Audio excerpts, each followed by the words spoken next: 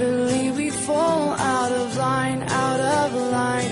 I'd fall anywhere with you, I'm by your side. Swinging in the rain, humming melodies. We're not going anywhere until we freeze.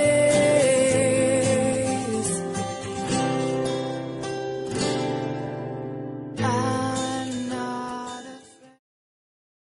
Second time making this video because people want to call me and interrupt my videos. When I specifically say, please don't call me, I'm trying to do something.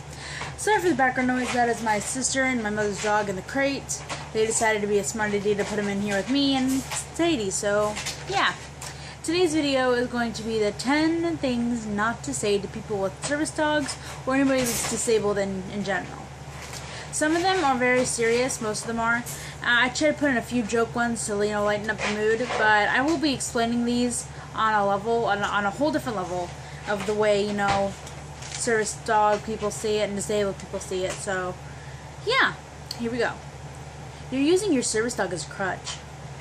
I actually get this a lot from one of my family members. I'm not going to say who this person is, but they say I'm using her as a crutch because I won't go out without her. I'm not going to subject myself to panic attacks and nightmares because you want me to visit you every once in a while. If my dog isn't welcome, I'm not welcome. That's just how it's going to be. You're making your disability sound worse than it is. Now, I get this a lot when I say I have night terrors. I don't want anybody ever to say this to anybody if you know that they have PTSD and they have night terrors. You don't understand what it's like to be put into that graphic world of you don't know what's reality and what's dream. You don't know what's going to happen next. You wake up in a cold sweat thinking that something is in the room going to get you. Or you have a moment where you wake up in a completely different room than you fell asleep in because you sleepwalked there. Don't explain to me that my disabilities are worse than yours because you don't understand them. People fear what they don't understand. That's just a little tidbit there. If you keep acting like that, you'll never get a boyfriend. People tell me this a lot because I refuse to date anybody until I love myself and I understand myself enough to be able to give myself to somebody on a different level. So, I don't care. If your disability is so bad, why aren't you on meds? I am on medication, not gonna lie. Oh, you are on meds? What's your medication? None of your business. Are you my mother? Are you my doctor? No, you aren't. You don't need to be all up into the business of what I'm personally taking. You don't ask somebody on medication what they're taking. It's not okay. You can't have PTSD. Only soldiers have PTSD. No, it's post-traumatic stress disorder, not soldier disorder. Anybody can get PTSD that's gone through a traumatic experience. That's what post-traumatic stress disorder means.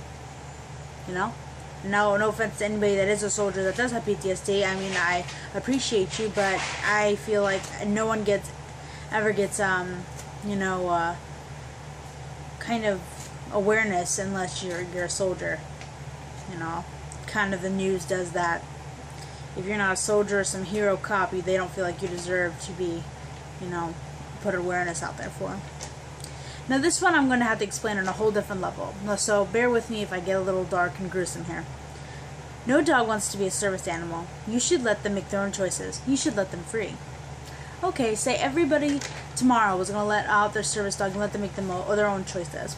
After, how half of them die from exposure and starvation, they're going to start going into packs because all dogs are pack animals.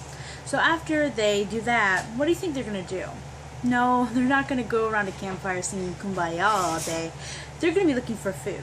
So once they hit around my area, which has a lot of cattle, a lot of, different sort of poultry and all of that, a lot of farm animals, they're going to kill all of those. Once they kill all of those, they're going to start heading for the cities. You know what cities have in them? People. So lots of packs of animals are going to start getting into places they're not supposed to be.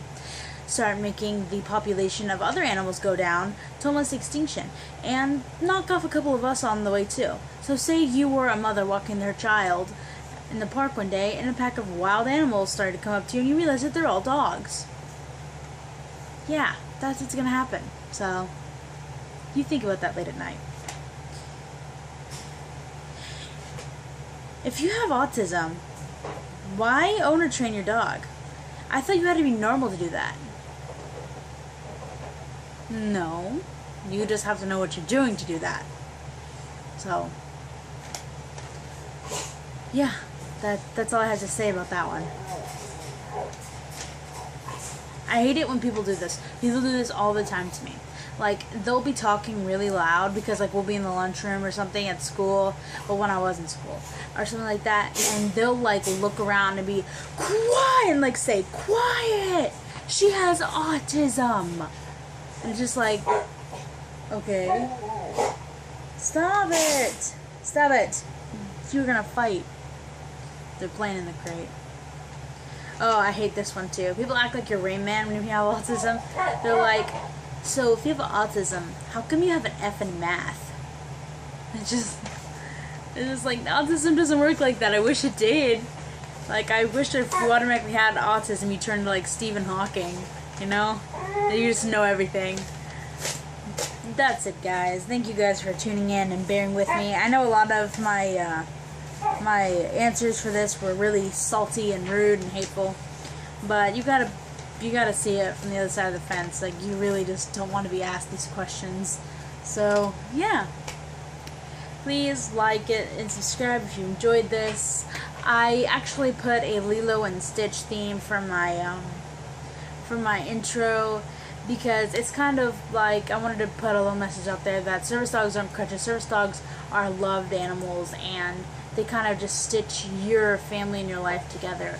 You know, kind of like the whole point of Lilo and Stitch was. They're not there to be hated or to be abused, to do tricks or party favors or anything like that. They're there to help us. And if we have other humans, like, you know, people say that, oh, other humans should help other humans, well, then we feel like a bother and our independence is just taken away from us.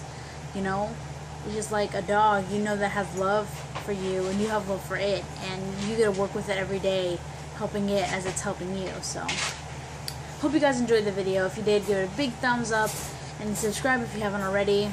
Bye, guys.